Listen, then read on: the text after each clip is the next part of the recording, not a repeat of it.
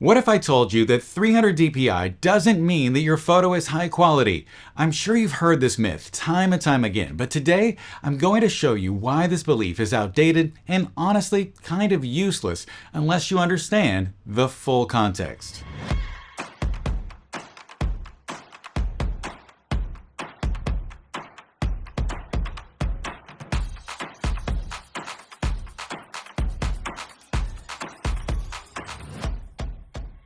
A few years ago, I did a shoot for a friend who is a graphic designer, and he told me to make sure that my images were 300 DPI. And I thought to myself, well, here we go again.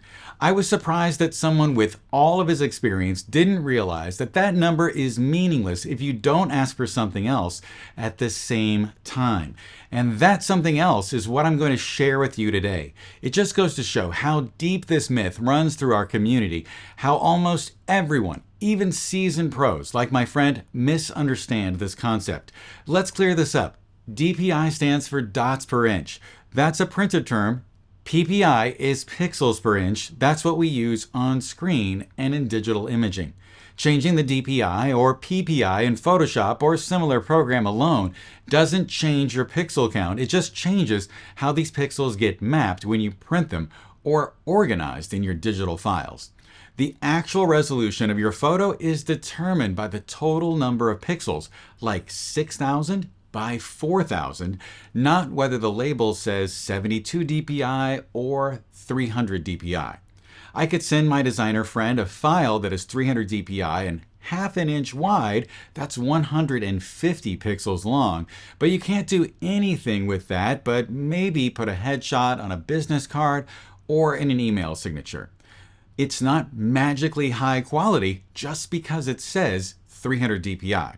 On the other hand, I could send him a 6,000 pixel wide image saved at 72 DPI, and it's going to look stunning. You could print it the size of a poster with some very minor upscaling. You basically could do anything you want with a file that is that big because it has pixel data, a lot of pixels, and that's what matters, not whether or not it's 300 DPI. So where does this myth come from?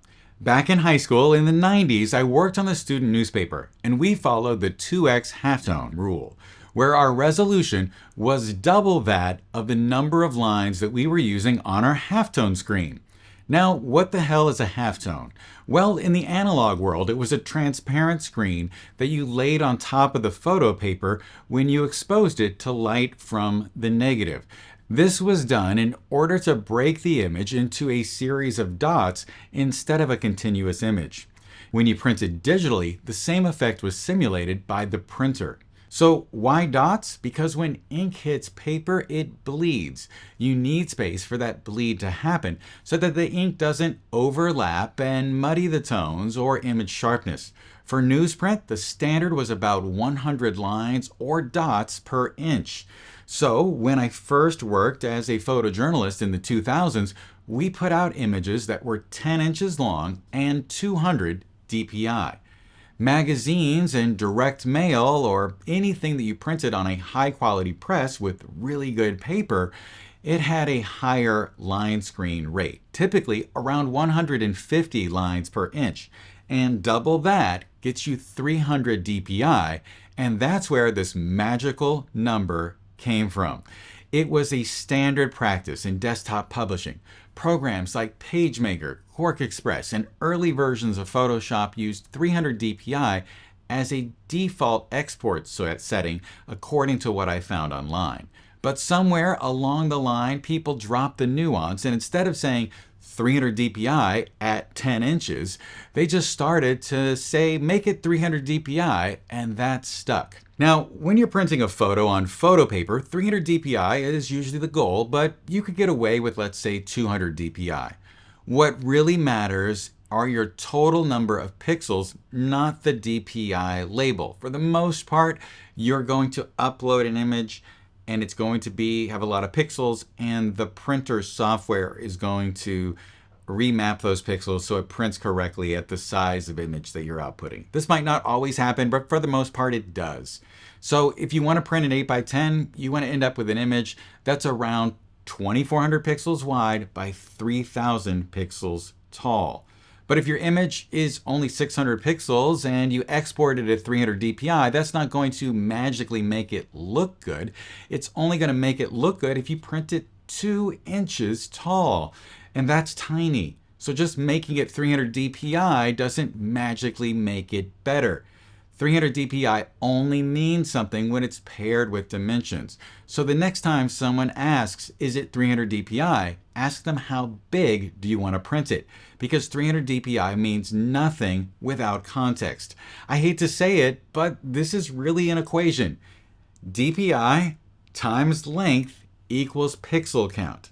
And if they just give you the 300 DPI, you have no idea what these other numbers need to be.